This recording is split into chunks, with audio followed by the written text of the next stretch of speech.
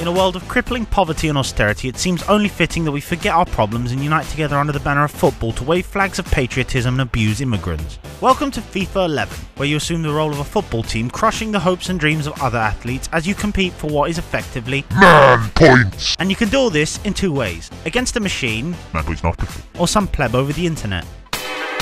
Offline play has several modes in which you can waste your short time on this earth, but they all amount to the same thing: you facing off against the CPU.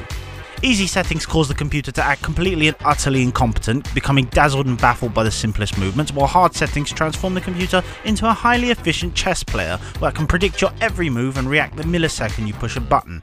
Other offline modes include Manager mode, which I'll leave out because it's a stale pile of shit, and Be a Pro mode, which allows you to take control of a specific player on the pitch, but this is about as entertaining as watching a shark dehydrate. FIFA's online mode is a deplorable place where you meet people who seemingly use turtles and running wheels to power their internet connections as opposed to a real modem. And when you aren't connected with some technologically ignorant caveman, the game's matchmaking system always seems to think it's a good idea to pit you against Jamal the Nigerian, transforming the game into a lagfest beyond playable comprehension. On the rare occasion that you're matched against someone without connection issues, you'll have a fabulous time watching your team underperform and literally hand your opponent your balls on a kebab stick every other match. Opponents will always hurl abuse your way. If you win, they wallow in despair, screaming, You cunt, you played with Arsenal, you're gay! But when you lose, they turn all cocky with intellectual statements like, You lost as Arsenal, you're shit! Most players also have a tendency to quit early when you're 6-0 up and the end is nigh, but I can't really say I blame them. The online version of Be a Pro is basically a big dope fest populated by ego-pumped, goal-hungry bullhogs that sign up for a position with absolutely no intention of doing anything except enact their own stupid agenda. A feature that is relatively new to the FIFA franchise is the ability to celebrate a goal. Celebrating against the computer seems rather pointless, and I'm not sure what the thinking behind including it in online mode was other than to piss someone off by forcing them to watch some cockmobile run across the field only to finish with a robot dance. The game's sound is repetitive.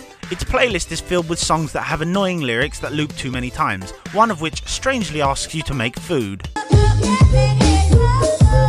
Also, I think I've told Andy Gray to fuck off enough times when he analyses why I'm losing. Could have been better, I guess the report would say. Shut your fucking mouth!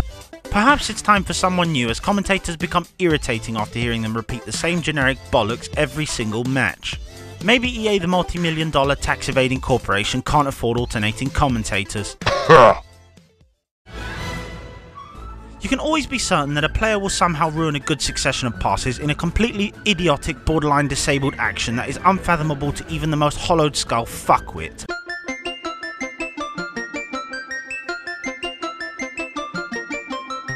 You'll find yourself saying, "No, I meant that one," so many times you'll feel like you have the wrong order at a Chinese restaurant. And when you do actually pass to the right player, you can be sure he'll cock it up somehow by hitting it so lazily you'd think he was confined to a bed his entire life. Booting a ball with a full bar of power against another player results in a complete mockery of gravity, as the ball often comes to a full stop or slows down to a steady pace when in reality it should smash off, fly far away and probably break someone's jaw. The father Christmassy realness of the physics engine is also reflected in the players, with weaker ones seemingly made of paper mache and the stronger ones being closer to rugby players than footballers.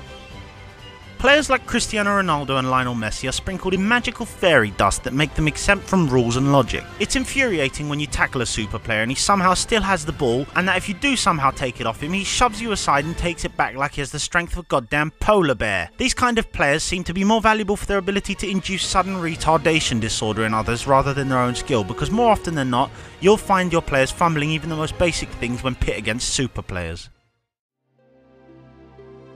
I suspect the pressures of a year-in, year-out delivery have squeezed the proverbial balls of the game's design team, as FIFA seems to be running out of ideas. Perhaps I'm overly critical of a game that has adequately entertained me and spun the course of 15 years, but it could use a breath of fresh air, like, I don't know, add a punch button or a hockey-style fighting system so that when something unbelievably stupid happens or your opponent makes you angry, you can have at them in the match as opposed to ejecting the game and throwing it at the nearest hobo.